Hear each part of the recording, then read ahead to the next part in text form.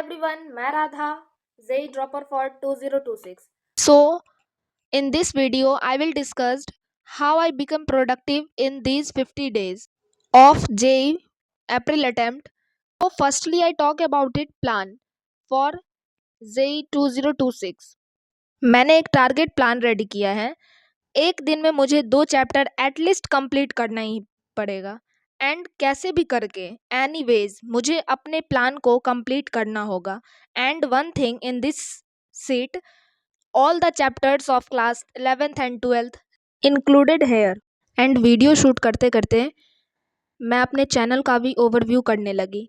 मैं सर्च करके ये देख रही थी जो मेरा चैनल एक्चुअल में कैसा दिख रहा है, बट एनीवे बहुत ही सही दिख रहा है। और मेरे जो ये कुछ दिन पहले मैं जो वीडियो डाली थी planning for JEE 2026 April attempt, उस पर व्यू नहीं गए, पता नहीं क्यों।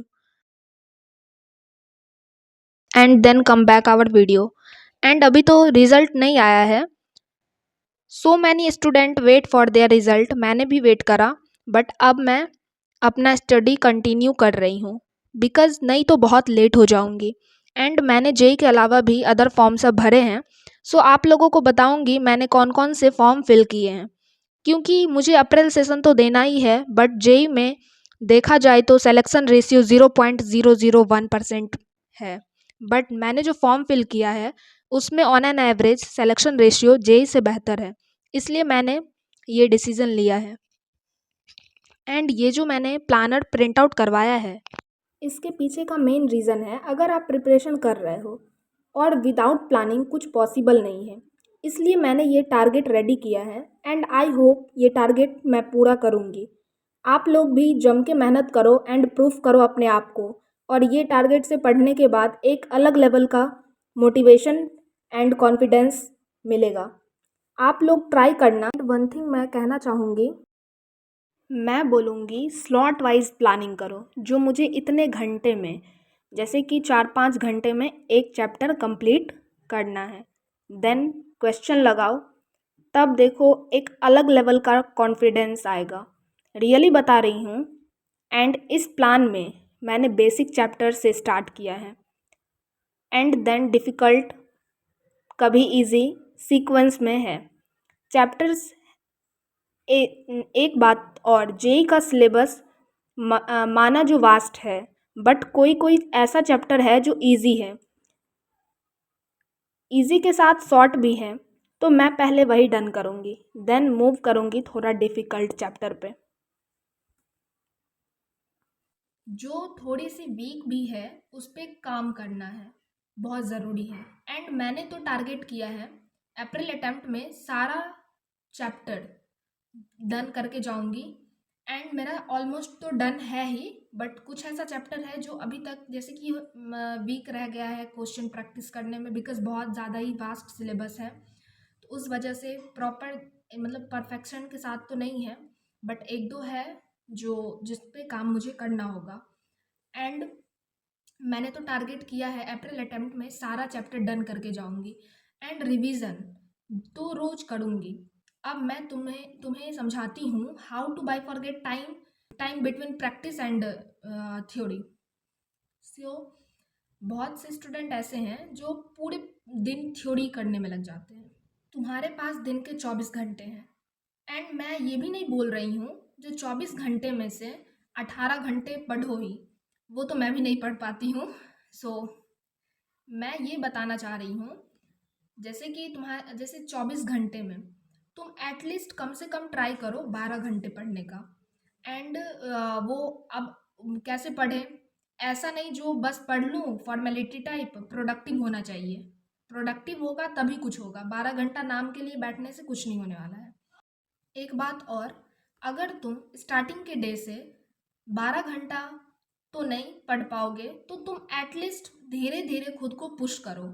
जैसे कभी स्टार्टिंग के फेज़ में 5 घंटे पढ़ो, फिर सीटिंग, हाँ सीटिंग बैठने की आदत डालो, 5 को पुश करके 6 करो, फिर 7 करो, तो ऐसे करते करते ऑटोमेटिक 12 घंटे बैठने की तुम्हें आदत लग जाएगी। एंड बेस्ट यही रहेगा 12 आवर स्टडी करो, प्रोडक्टिव होना चाहिए। एंड प्रैक्टिस में बस PYQs लगाओ। DPP बस उस चैप्टर का करो जो चैप्टर तुम्हारा वीक रह गया हो। और मैंने सोचा है थ्योरी तो मैं नोट्स से ही रिवाइज कर लूँगी, बट ऐसा अगर कोई कोई चैप्टर है जो माइंड से उतर गया रहता है तो उसके लिए मैं प्रेफर करूँगी वन शॉट। और तुम्हें भी मैं यही बोलूँगी, जो वन शॉट भी करना हो तो प्रॉपर वीडियो का करना, ऐसा नहीं जो एक चैप्टर 1 घंटे में ख़त्म हो रहे हैं, ऐसा वन शॉट का कोई फ़ायदा नहीं है। और जो चैप्टर तुम्हारे वीक रह गए हैं, एंड मैंने सोचा है थ्योरी तो नोट से कर ही लूँगी, जो देखने के बाद ऐसा लगे 4-5 घंटे वन शॉट देखने के बाद ऐसा लगे जो हाँ प्रोडक्टिव था, ये नहीं जो खोपड़ी के ऊपर से सारा निकल गया है, अब क्वेश्चन प्रैक्टिस करने बैठी हूँ तो कुछ समझ में आ नहीं रहा है, ऐसा वाला नहीं होना चाहिए।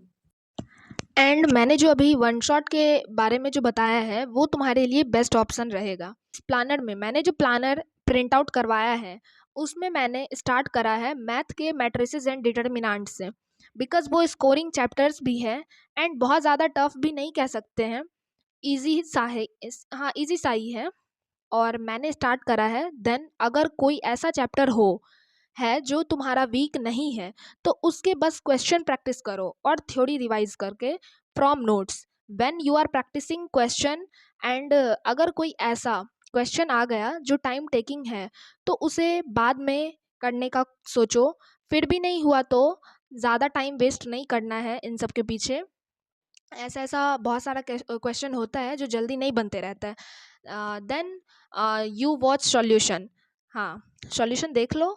और ऐसा नहीं जो हाँ अब वो कॉन्सेप्ट रिवाइज करा ही नहीं, जो क्वेश्चन नहीं बन रहा है उसको उस क्वेश्चन के कॉन्सेप्ट को 1-2 दिन बीच करके रिवाइज करो, जो हाँ मैं कहाँ अटकी थी उस क्वेश्चन में, तभी जाके थोड़ा बेहतर हो पाएगा। नेक्स्ट इज़ PYQs में पैटर्न ऑब्जर्व करना। अगर मैं तुमको सच बताऊं तो पीपल से कि PYQs रिपीट होते हैं, but guys it's not like that कि PYQs रिपीट होते हैं, उसके जो कॉन्सेप्ट होते हैं वो रिपीट होते हैं। तो मेनली जो PYQs करने वक्त मुझे फोकस करना है वो कॉन्सेप्ट पे करना है। और इवन अगर तुम लेक्चर भी देख रहे हो तो मेनली फोकस तुम्हारा कॉन्सेप्ट के ऊपर ही होना चाहिए। ऐसा नहीं जो हाँ लेक्चर देख लिया, हाँ अब तो मेरा टारगेट कंप्लीट हो गया, अब मैं क्वेश्चन लगा रही हूँ, तो वैसा लेक्चर का कोई फ़ायदा नहीं है। बहुत से स्टूडेंट ऐसे होते हैं जो बस PYQs करके चले जाते हैं। सो ये नहीं होना चाहिए, क्योंकि ओनली PYQs करके एग्ज़ाम देना इज़ नॉट सफिशियंट। एंड इस ईयर जो मैंने एग्ज़ाम दिया तो I will observed paper are not so easy, not so tough, but in previous year chemistry के क्वेश्चन 45 to 50 मिनट में हो जाते थे। एंड इस ईयर भी टीचर लोग ने सजेस्ट किया जो तुम पहले तुम्हारा जो सब्जेक्ट पहले ज़्यादा अच्छा है उसको पहले अटेम्प्ट करना। तो मेरा पिछले ईयर केमिस्ट्री वीक था, इस ईयर मेरा केमिस्ट्री बहुत ज़्यादा ही अच्छा हो गया था।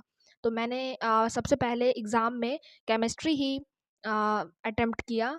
एंड केमिस्ट्री के अटेम्प्ट करने के बाद देखा in this year paper are so lengthy और केमिस्ट्री नॉट सो इजी। एंड भाई प्रिपरेशन के टाइम पे तुम्हें तीनों सब्जेक्ट को बैलेंस करना होगा।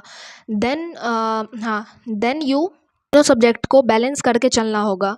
देन यू थिंक अबाउट कि यू अचीव बेस्ट रैंक। नहीं तो किसी का फिज़िक्स, बहुत से स्टूडेंट का किसी का फिज़िक्स स्ट्रांग रहता है, किसी का मैथ वीक हो जाता है। तो कोशिश करो तीनों सब्जेक्ट को इक्वल टाइम इक्वल एफर्ट्स देने का, एंड तभी तुम्हारे रैंक अच्छे आएंगे, नहीं तो फिर वही जो सबके आते हैं।